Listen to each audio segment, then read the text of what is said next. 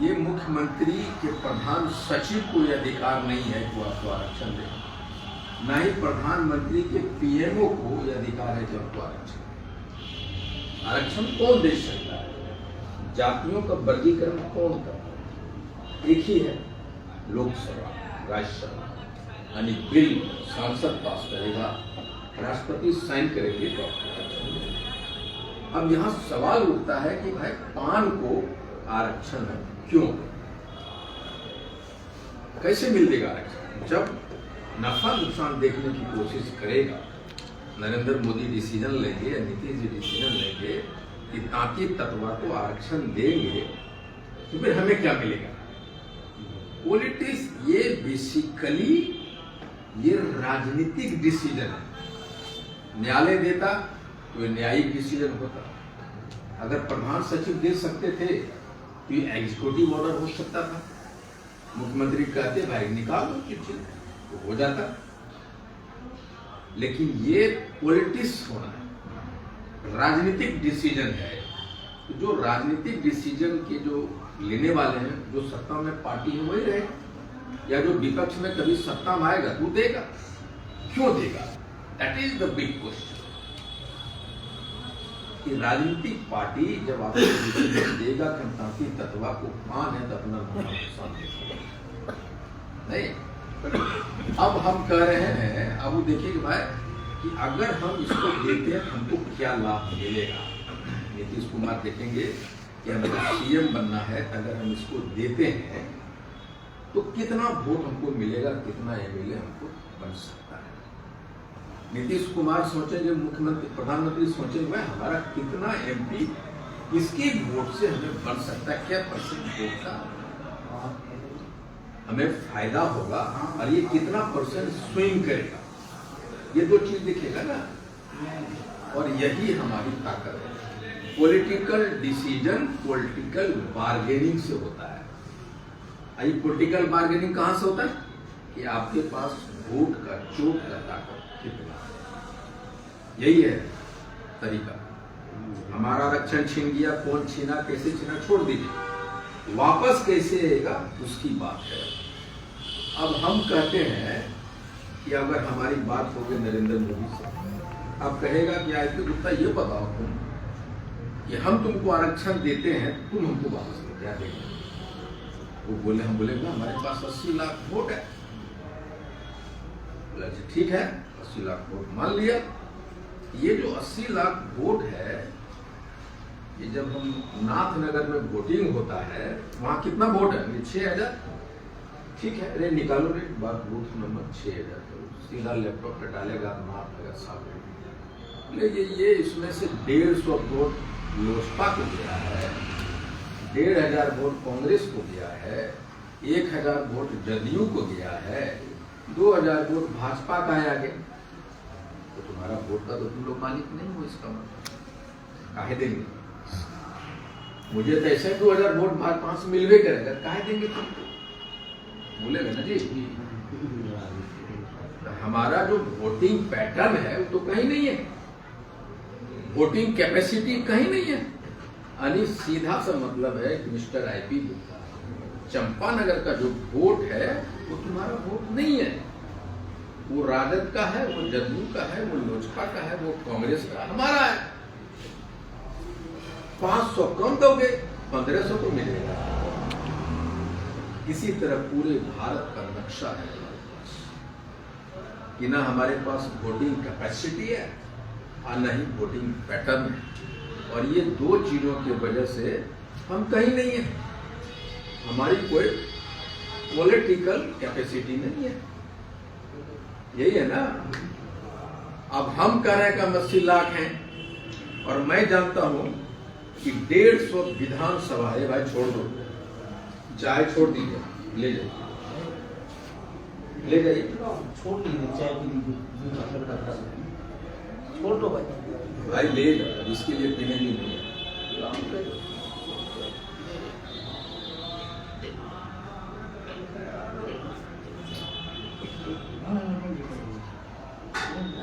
पिएंगे ना, पिएंगे, सब कुछ है। बात 150 सीट 150 विधानसभा सीट है जो मैंने 2017 और 18 के बीच में गणना कराया पूरे बिहार में, हमारे लाखों रुपए लगे। 5,000 से लेके 74,000 तक लोग 150 विधानसभा में हमारा वोट है। इसका मतलब ये आज का जो वोटिंग पैटर्न है, जो जीत का अंतर अगर आप कैलकुलेशन करते हैं, एनालिसिस करते हैं, तो आप देखेंगे कि नाथनगर का जो विधायक बना है वो 3,500 से जीता है, कोई 850 से जीता है, कोई 500 जीता है, कोई 10,000 से नीचे से जीता है, कोई भी 20,000 से, रेयर है जो 20,000 से 25,000 ऐसे करके जीता है। मतलब ऑन एन एवरेज 5,000 के अंतर से जीता है, ऑन एन एवरेज। इसका मतलब ये हुआ कि 150 विधानसभा का सीट ऐसा है जहां 5 समाज सीधे हरा सकता है। तो हम ताकतवर हुए कि नहीं जी। तो ये जो 150 विधानसभा का सीट आज से तो नहीं है, 78 वर्ष से है। तो फिर हम लोग इतना ताकतवर होने के बाद हम कहाँ हैं आज के डेट में, हम कहाँ, इसको यहीं रोकिए। अब आ जाइए कि 20 लोकसभा इंक्लूडिंग भागलपुर, आप लोगों को नहीं पता होगा कि भागलपुर में कितना जनसंख्या हमारा है, ये मुझे मतलब भागलपुर सहित 20 लोकसभा सीट है जहां हम 2 लाख से लेके 7 लाख तक वोटर है। सहरसा 7 लाख 5 समाज का वोटर है, जादुओं के बाद हमारा समस्तीपुर 4.5 लाख वोटर, यानी 20 लोकसभा में हार और जीत का अकेला फैसला करने वाला हम हैं, 5 समाज। इसका मतलब क्या है? 16 को सीट लेके नायडू अमित शाह को गवर्नमेंट कमेटी दे रहा है, अब 12 को सीट लेके नीतीश कुमार नरेंद्र मोदी को उठो बैठो और हमारे पास कितना है? 20 लोकसभा का सीट। इसका मतलब ये है कि नरेंद्र मोदी और पीएम का कुर्सी के बीच में अगर हम अंगद के पैर अड़ा देंगे तो बिहार से उनका रास्ता हम रोक सकते हैं। अब ये हमारी ताकत है। Why did we fail? फिर हमारा आरक्षण क्यों छीन लिया? That is the question I'm asking everyone. कि you have the capacity to vote out. आप पीएम को हरा सकते हो, सीएम को हरा सकते हो, then why we have built that? हमें क्यों छोड़ दिया? तब मैंने ये सारी कल हमने, तब मैं कहता हूँ इसी पे आता है कि सोच, इतना ताकतवर 80 लाख 150 विधानसभा की सीट को प्रभावित करने वाला वोटर, 20 लोकसभा को प्रभावित करने वाला वोटर 78 वर्ष से हाशिए पे क्यों है? सोचो। इसलिए मैं कहा कि सोचो, करो, कर सकते हो। The first question is to think, सोचो कि आखिर हमारे इतना ताकतवर होने वाले क्यों है? हमने सोचा, वेरियस क्वेश्चन निकल के आए। पहला था जब हम इतिहास को पढ़ने लगे, हम 2 चीज को बर्दाश्त नहीं कर पाए। 2 चीज, एक ये कि आरक्षण के जाने के बाद भी उस बंदा ने 80 लाख 5 समाज के लोगों से मिलने की जहमत नहीं उठाई, मिलने से इनकार किया। ये आईपी गुप्ता व्यक्तिगत तौर पे बर्दाश्त नहीं कर सका कि हमारी इतनी हैसियत, ईवीजा 80 लाख हर वो उनसे मिला। और दूसरा था प्रकृति का नियम है, जो आदमी जिस जाति में पैदा लेगा मरणोपरांत मरने तक वो उसी जाति में रहे। 2015 में एक बच्चा पैदा लेता है और 12 अगस्त तक 9 साल कुछ महीना हो जाता है, और 12 अगस्त को सीएम कलम उठाता है और प्रकृति के नियम को बदलते हुए उस बच्चा को 5 सितंबर की तरह बना देता है। ये 2 चीज हम बर्दाश्त नहीं कर सकते। ये मेरे दिल को लगा, मेरे आत्मसम्मान को लगा कि मैं इसके लिए पैदा नहीं हुआ, मैं इसके लिए तैयार नहीं। बहुत सारी राजनीतिक डिसीजन लिया है नीतीश कुमार, माहिर है, उनके जैसा डिसीजन लेने वाला भारत में कोई नहीं है आज के डेट। लेकिन मैं कहता हूं जीवन का उन्होंने पहला राजनीतिक गति किया है। वो क्या है? उसने तांती तत्वा को नली के कीड़े की बराबर समझने की गलती किया है, और उसी नाली से पैदा होता है विविधता। मैं उस दिन कहा था कि मैं आंदोलन करूंगा, हाँ को रथ बांध। आखिर क्यों देगा? तो मैंने जब इतिहास को पढ़ने लगा तो मैं जाके देखा इतिहास में तांती तत्वा का कोई इतिहास नहीं है, कोई गौरवशाली इतिहास नहीं। इसका मतलब क्या होता है? जिस समाज का कोई इतिहास नहीं होता उसका कोई भविष्य नहीं होता। ये पहला कारण था कि 78 वर्ष से हम रुपया वाला है, बिजनेसमैन है, इंजीनियर है, डॉक्टर है, लेकिन तुम्हारी कोई हैसियत नहीं। ये पहला था कि जिस समाज का इतिहास में उसका कोई भविष्य का निर्माण नहीं हो सकता है। इसका मतलब क्या है?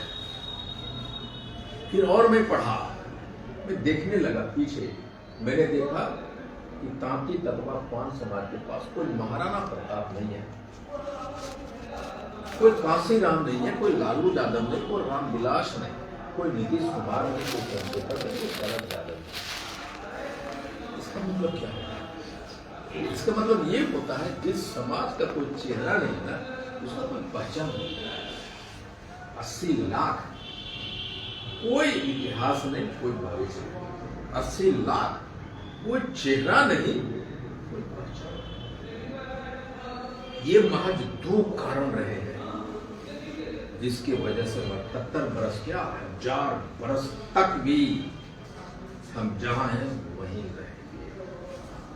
अब इसका क्या मतलब है? इसका मतलब ये है कि जब हम बैठिए ना,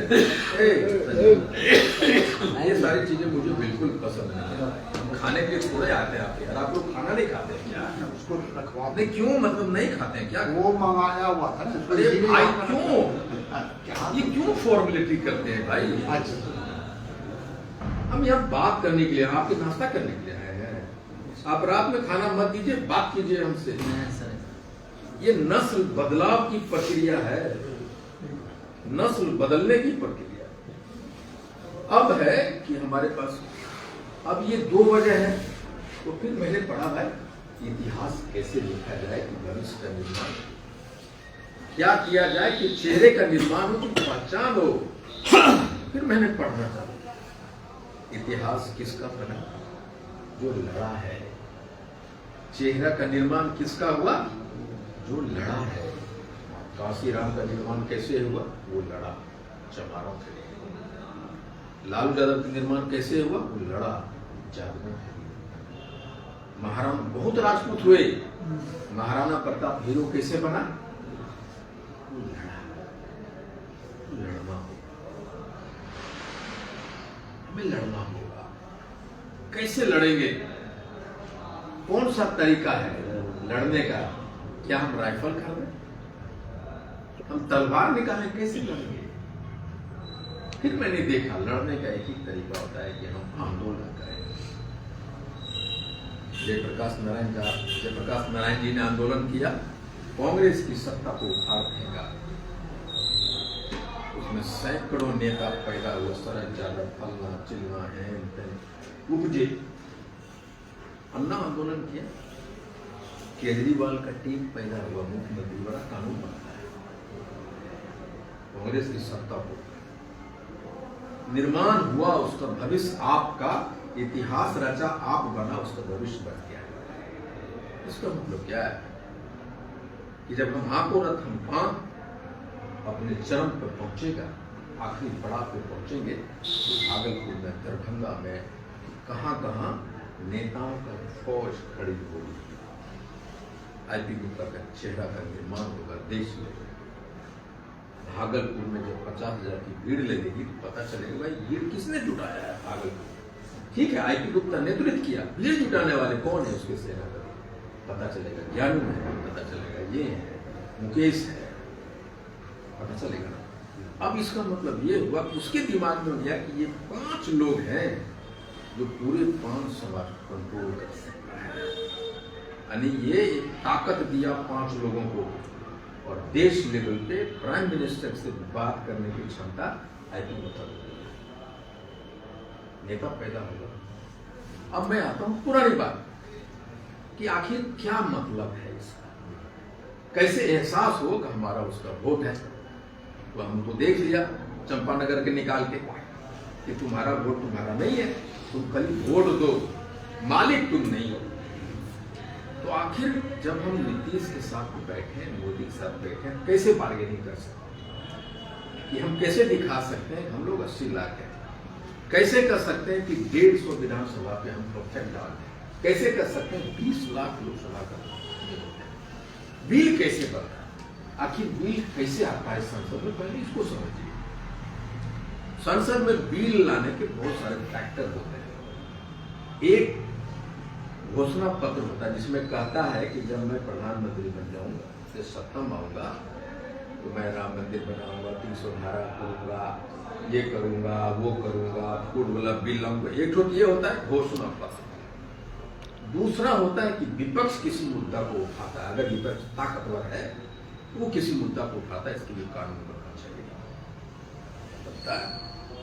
तीसरा कारण है कि देश में आकस्मिक कुछ आपात हो जाए, निर्भया कांड नहीं, कानून बनाया। चौथा होता है कि इंटरनेशनल ऑब्लिगेशंस। ये क्या है इंटरनेशनल ऑब्लिगेशन? नरेंद्र मोदी ने कर्जदार बना दिया देश को, तो वर्ल्ड बैंक आईएमएफ से कर्जा लिया, तो आईएमएफ और वर्ल्ड बैंक ने कहा कि ये शर्तें माननी होगी और ये शर्त मानने के लिए, इंटरनेशनल शर्त मानने के लिए बिल लाना होगा, तभी आप मान सकते हैं। बिल आता है। चौथा होता है कि आईपी गुप्ता ने 100 करोड़ रुपए नरेंद्र मोदी को चंदा दिया, मान लीजिए।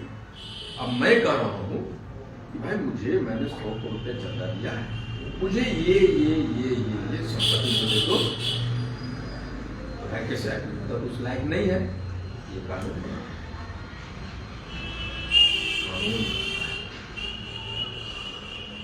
और अडानी और अंबानी जैसे लोगों को देश भेज दिया जाता है उसी कानून के आधार। अब हमें कहेंगे भाई कि अब हमें बार्गेनिंग करो, अब कानून कैसे बनेगा? अब कानून बनाने के लिए हमें नरेंद्र मोदी जी को दिखाना होगा कि अगर आप मेरे लिए नहीं देते हो तो हम 80 लाख आपका बिहार में सरकार बनने नहीं देंगे और हम आपको केंद्र में भी 20 सीट पे बाधा डाल देंगे, नहीं बनने देंगे। अब कहता है कैसे मुझे समझाओ, तो वो जो ये बात होगी, चाहे नरेंद्र मोदी हो चाहे नीतीश हो, इसलिए हमसे नहीं मिला, इसलिए हमारी बात नरेंद्र मोदी ने डिलीट नहीं किया कि वो जानता है ये जो 80 लाख पॉपुलेशन का 60 लाख वोटर, उसका कोई माय बाप नहीं। और राजनीतिक पार्टियों का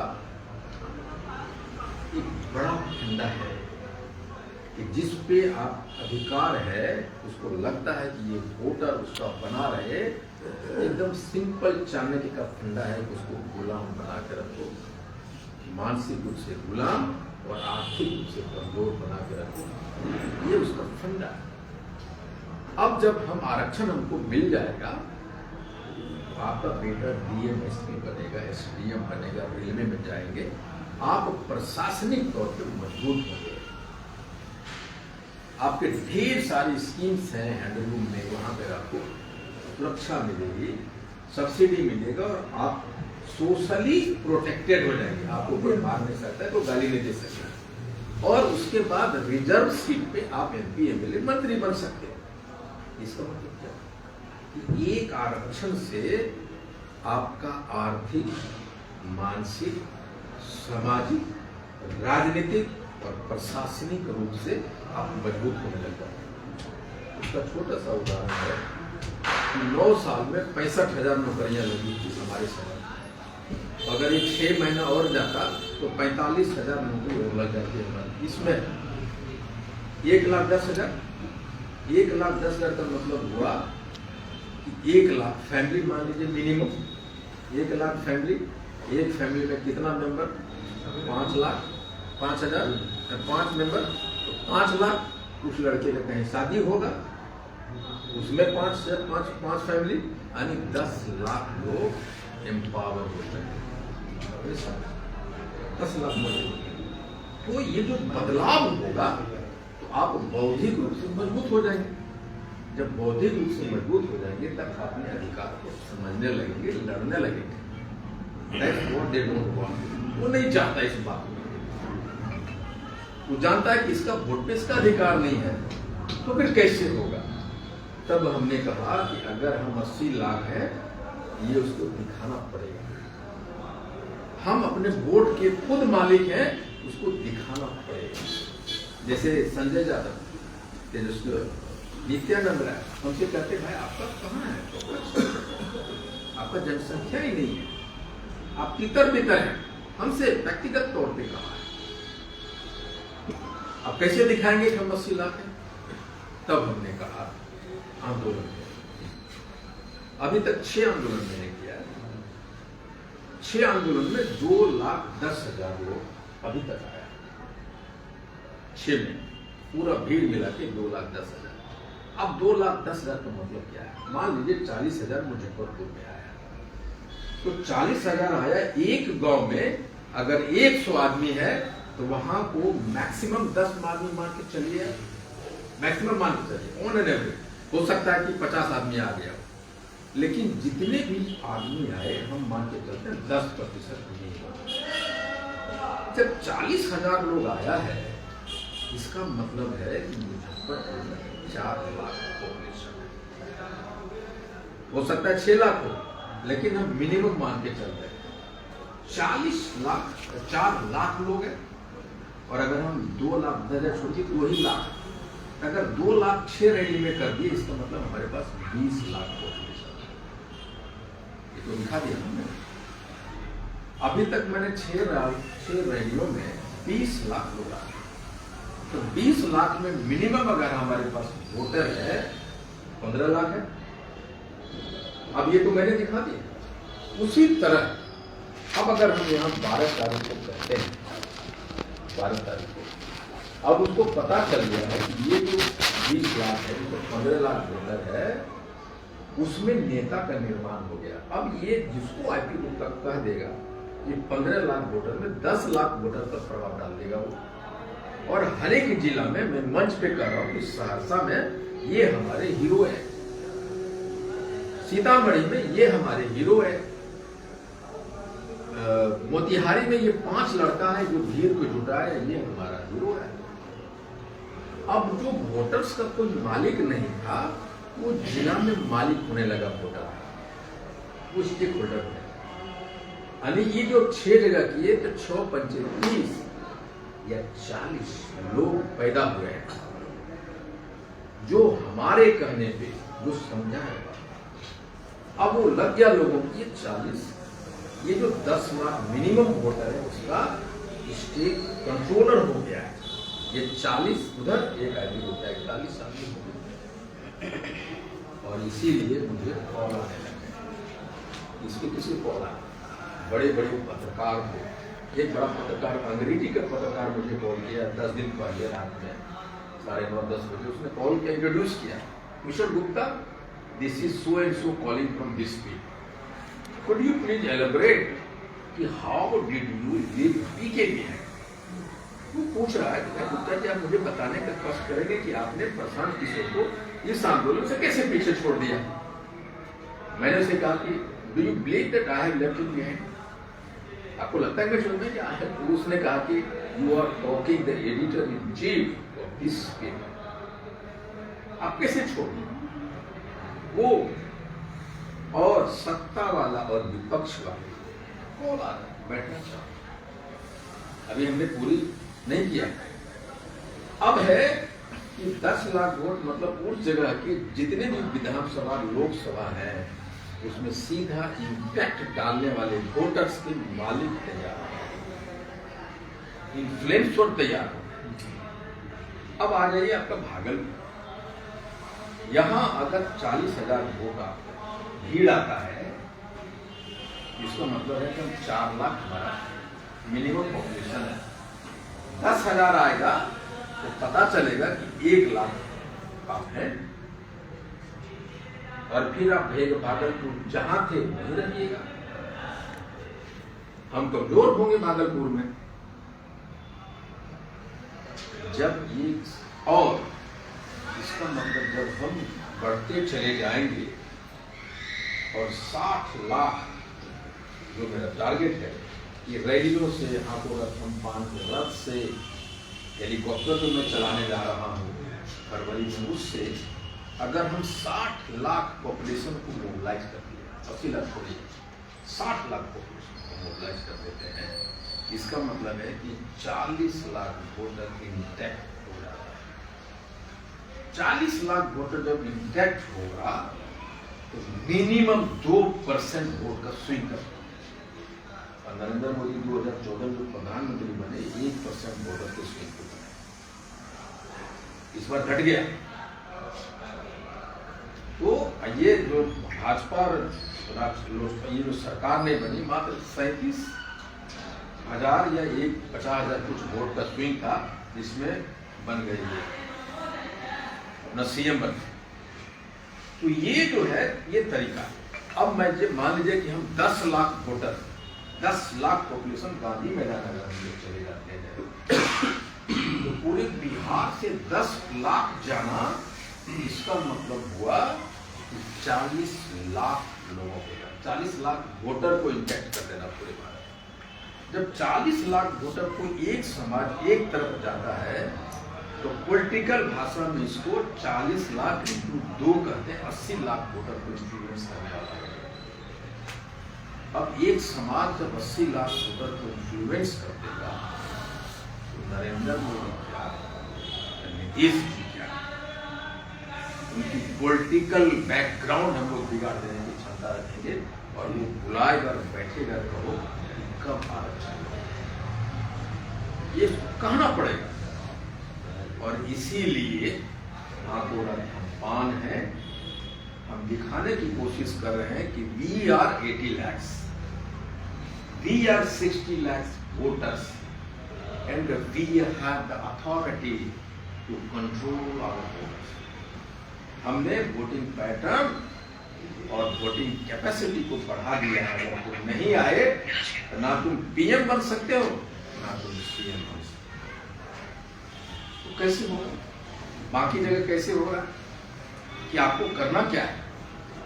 आप रोज लड़ते हैं, आपके यहाँ फैक्ट्रियां हैं, अरबपति हैं आप लोग, मैं भी करोड़पति आदमी हूं, लेकिन आपकी सामाजिक हैसियत क्या है? आपके पास अरबों रुपया है, आप एक्सपोर्ट करते हैं, लेकिन आप अपना सामाजिक हैसियत पर सड़क पे निकलते हैं, जाए जो लहवा जा रहे बोला था ना, जो लहवा है क्या, हम भी अपना फॉर्चूनर पे निकलते हैं तो बोलता है वहाँ, लेकिन साला फॉर्चूनर पे चढ़ा है। सामाजिक हैसियत क्या है? आपका सीईओ भागलपुर के अरबपति शहर में सीईओ, आपका सर्टिफिकेट नहीं बन रहा है, आप फोन कर रहे हैं कि दूसरा, आपकी हैसियत क्या है? आपकी प्रशासनिक हैसियत क्या है? आपकी पॉलिटिकल हैसियत क्या है? having money, having big cars, having big houses, traveling in aircraft doesn't make you हैसियत वाला। आप आपका पैसा अपने घर में लेके जब निकलते हैं तो वो हैसियत। आप अरबपति हैं, एक साधारण सा एमएलए के पास जाना पड़ता है आपको अपना पैरवी कराने के लिए, आपको अरबों रुपये किस का चंदा देना पड़ता है ताकि आप प्रोटेक्टिव रहें। हाथोरथ अम्फान है, आरक्षण लाने का जो तरीका है उस पर हम चल रहे हैं। ये पॉलिटिकल डिसीजन है, और पॉलिटिकल डिसीजन तभी होगा जब सामने वाले को ये लग जाए ये जो जाति है, अगर हम इसको जो मांग रहा है नहीं देंगे तो हम प्रधानमंत्री नहीं बन पाएंगे, हम सीएम नहीं बन पाएंगे। और आप लिख लीजिए कि 2025 जो जिसको 5 समाज चाहेगा वही सीएम बनेगा। लिख लीजिए। और अमित शाह को आईपी गुप्ता के साथ बैठना पड़ेगा अगर उनको पीएम बनना है नरेंद्र मोदी जी को।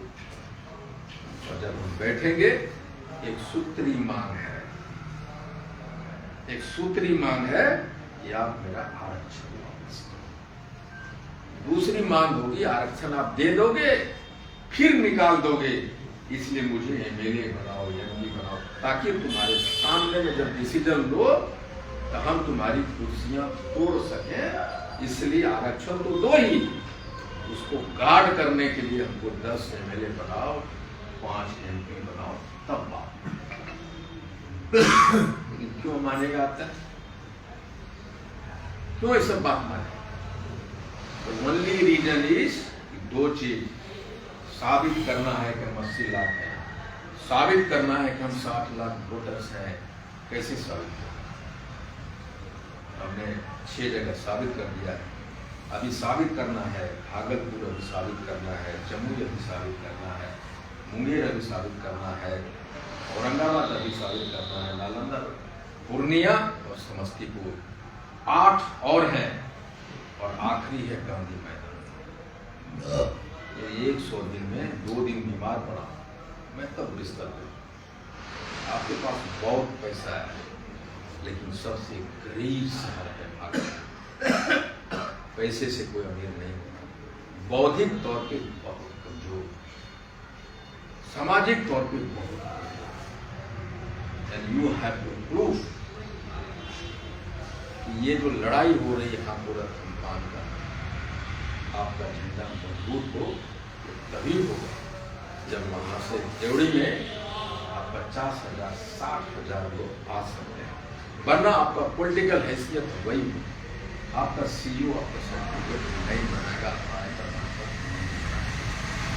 और ये आखिरी लड़ाई है।